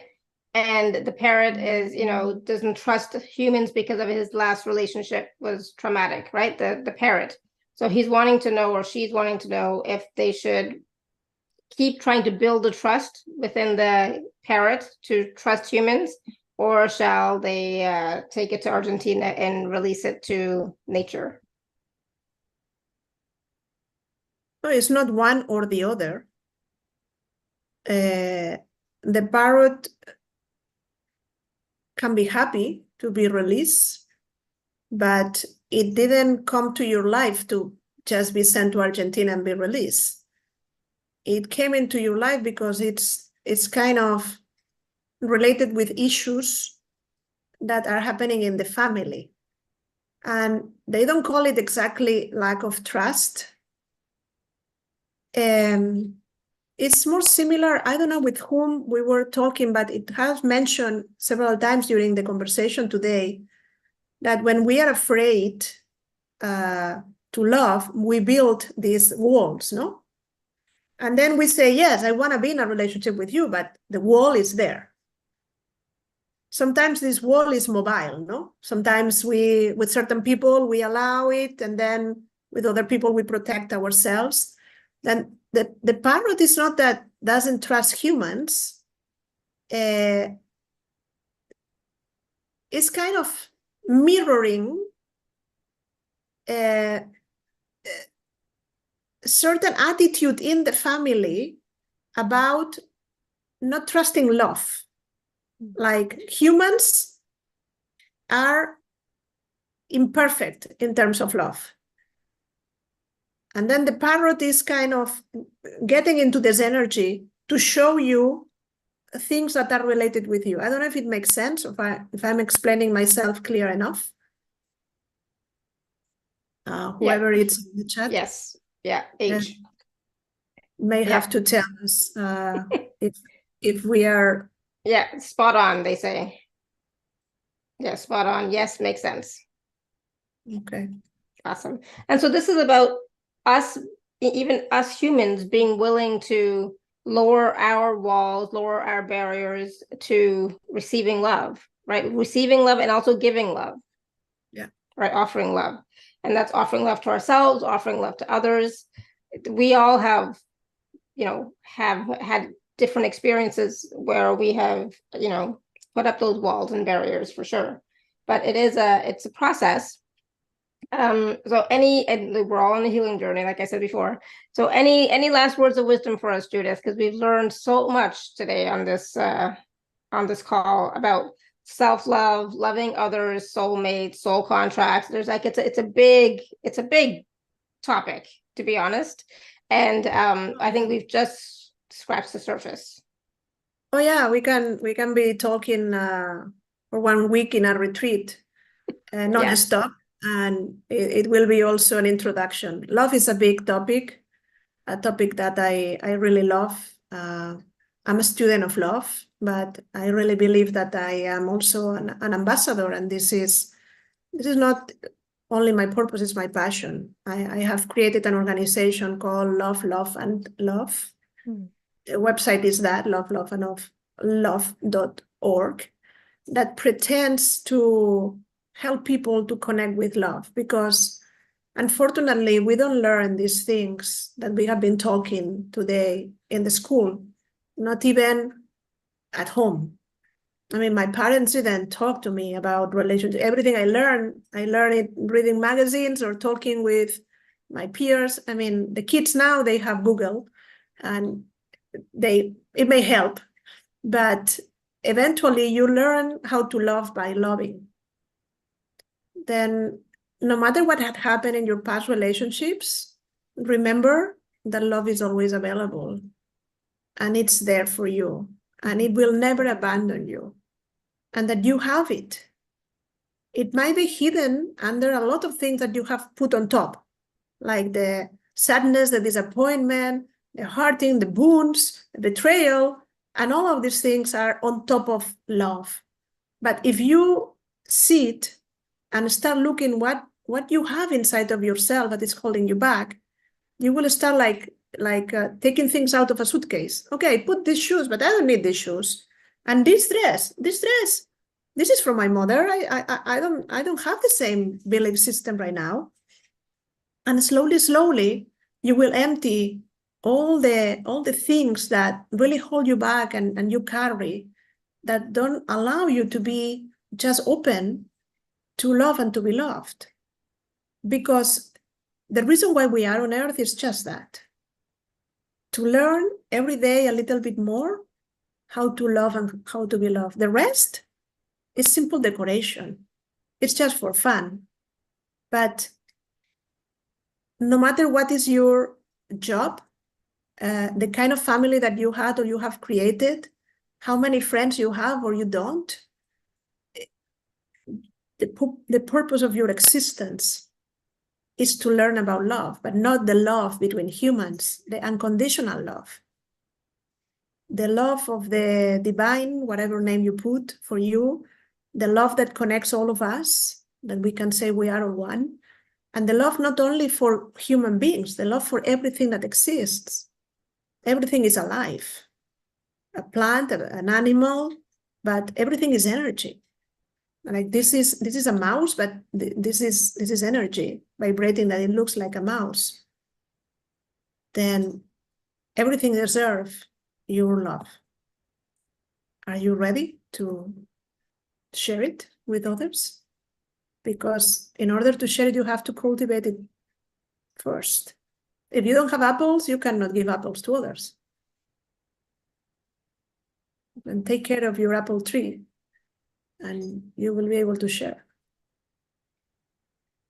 Beautiful. Thank you. And this is such a big topic, like I said, and this is the self-love journey, or just the loving journey, loving ourselves, loving others, knowing what love is, even experiencing love is a big thing, right? So we're all learning, we're all experiencing differently. It's not like, we're not taught this for sure in our families or schools or anywhere. But it's about learning to love yourself, opening up your heart to yourself first, right? Accepting yourself. Like I said to Manisha earlier, can you love yourself and accept yourself and your body the way it is? Yeah, it's, my body's not perfect. I'm having a really good hair day today. So I was like, oh my goodness, right? But my hair is never this good, right?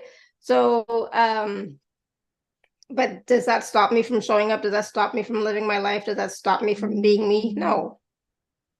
And the thing I learned from my husband is like, my current husband anyway, he's like, he never even looks, even on those days when I look fabulous, he doesn't even notice, right? So he doesn't see me as a body, he just sees me as me and loves me for me, not how I look on the outside at all. It's about the inside. And if we can do that for ourselves as well, I have to say, before he got sick, I swear there was something about him, it's like for me, he was quite handsome. Then something happened when he got sick, and it's like, I don't know where he went. Where's my husband? But he was quite handsome. But that's not why I fell in love with him, right? It was his personality, but it was his humor. It was his expression, his soul that we were connecting. It was not the physical appearance at all. Except I love his eyes. Or I used to love his eyes. They've changed. Anyways, so maybe they'll come back someday. But the thing is, can you love yourself, your soul, your essence of who you are first? Forget about how the body looks. Forget about the hair. Forget about any of that.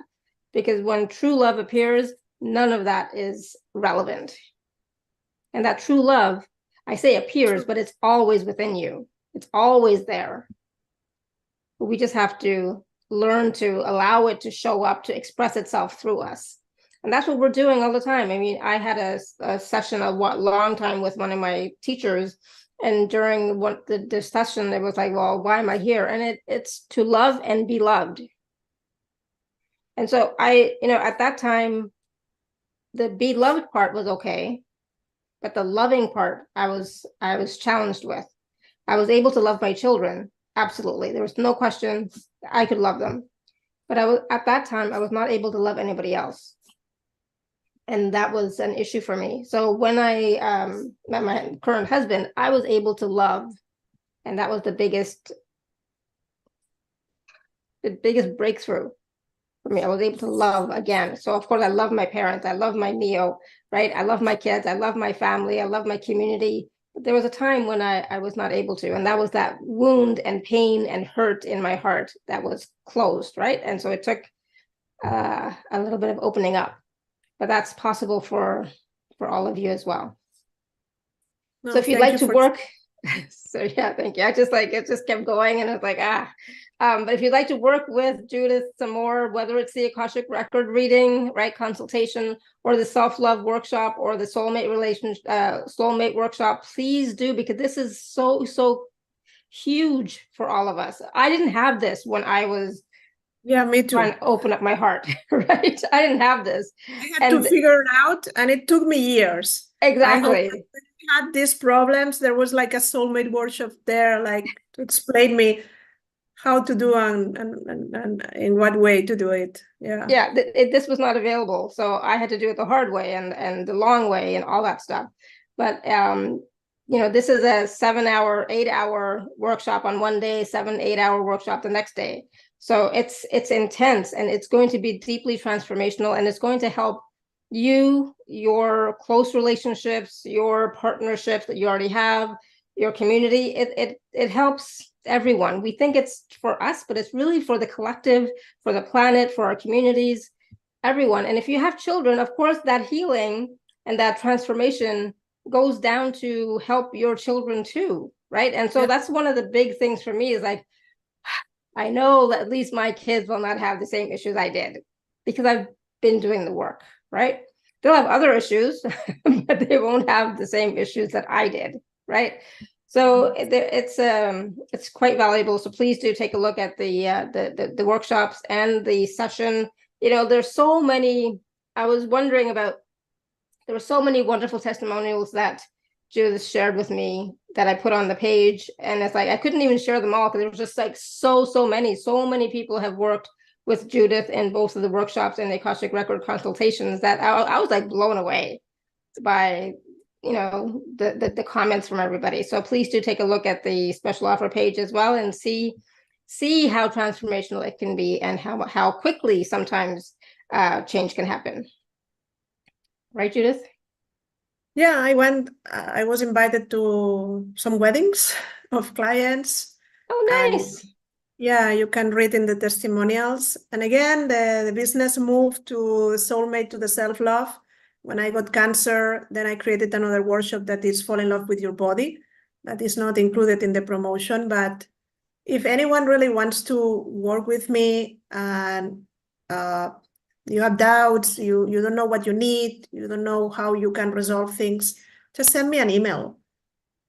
Connect with me and I'll help you. I'll guide you through the process. I can even recommend you some books for you to start the journey of loving yourself more. And when you love yourself, you become a magnet for love and everything is going to happen. Then I'm here to serve.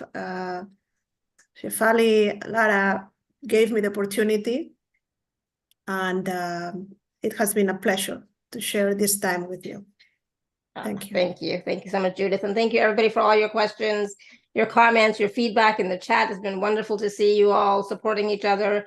So thank you, thank you, thank you. And I know this was a deep conversation, so please drink some water, ground, take a few deep breaths, etc., and be kind and gentle to yourself. Please, please, please, please. And of course, have a great weekend. It is the weekend, so enjoy yourself. Have a great weekend, and we will see you soon. So until next time, may you continue to be blessed with an abundance of joy, peace, love, happiness, prosperity, and radiant health. Sending you all so much love and blessings always. Thank Bye you for now. so much, sweethearts. Oh, thank you so much, Linda. Thank you, thank you. We love you. Thank you, Alara. Thank you. Muchas gracias, Judith. Thank you, Judith. Thank you, Manisha. Thank you, everyone. Bye for now. Thank you.